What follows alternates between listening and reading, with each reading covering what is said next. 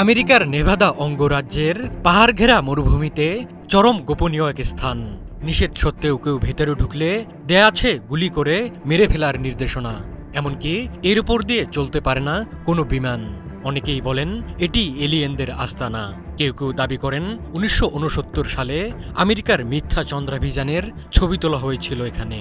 আবার অনেকের মতে এই এলাকার মাটির নিচে রয়েছে আমেরিকার গোপন বাংকার। অর্থাৎ এই জায়গাটি নিয়ে মানুষের কৌতূহলের শেষ নেই। এর নাম এরিয়া 51। জনসাধারণের জন্য নিষিদ্ধ এই স্থানে লুকিয়ে আছে নানা রহস্য। প্রতিটা সেকেন্ড নিরাপত্তার চাদরে আগলে রাখে আমেরিকা। আমেরিকার সেনাবাহিনী সবসময় এই জায়গাটিকে লোকচক্ষুর আড়ালে রাখতে চায়।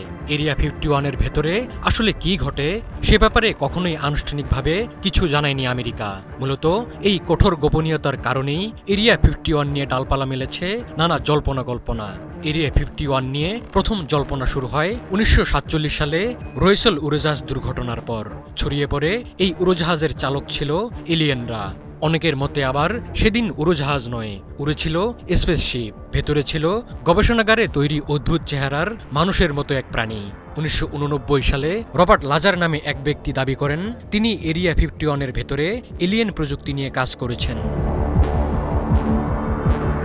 আমেরিকার প্রথম চাঁদে পা নিয়ে এখনও রয়েছে বিতর্ক।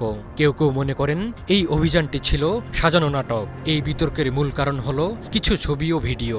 কেউ কেউ সন্দেহ করেন সাবেক সোভিয়েত ইউনিয়নের সাথে স্নায়ুযুদ্ধের প্রেক্ষাপটে মহাকাশে নিজেদের শ্রেষ্ঠত্ব প্রমাণ করতে মিথ্যা চন্দ্রাভিযানের নাটক সাজায় আমেরিকা। ১৯৬৯ সালে চাঁদে নীল আর্মস্ট্রংয়ের পা রাখার ছবি নাকি এই এরিয়া 51-এই তোলা হয়েছিল। এরিয়া 51 নিয়ে আরেকটি মত হলো এই এলাকার মাটির নিচে নাকি বিশাল বাংকার গড়ে তুলেছে আমেরিকা। সেখানে রয়েছে অত্যাধুনিক যুদ্ধবিমানের আনাগোনা। বিমানগুলোকে সেখানে লুকিয়ে রাখা হয় যাতে স্যাটেলাইটের মাধ্যমেও সেগুলোর খোঁজ না পাওয়া যায়। কেউ কেউ বলেন সেই বাংকারগুলো নাকি ৪০ তলা ভবনের সমান উঁচু। আমেরিকার কেন্দ্রীয় গোয়েন্দা সংস্থা সিআইএ ২০১৩ সালে প্রথমবার এরিয়া 51-এর অস্তিত্বের কথা আনুষ্ঠানিকভাবে স্বীকার করে নেয়। এর ৪ মাস পর তৎকালীন মার্কিন প্রেসিডেন্ট বারাক ওবামা প্রথম জনসমক্ষে এরিয়া 51-এর কথা প্রকাশ করেন। জানা যায় আমেরিকা ও সাবেক সোভিয়েত ইউনিয়নের মধ্যকার স্নায়ুযুদ্ধের সময় ১৯৫৫ সালে এরিয়া 51-এর নির্মাণ করা হয়। তবে এরিয়া 51-কে আমেরিকা আসলে কোন কাজে ব্যবহার করে তা নিয়ে রহস্য কাটেনি এখনও।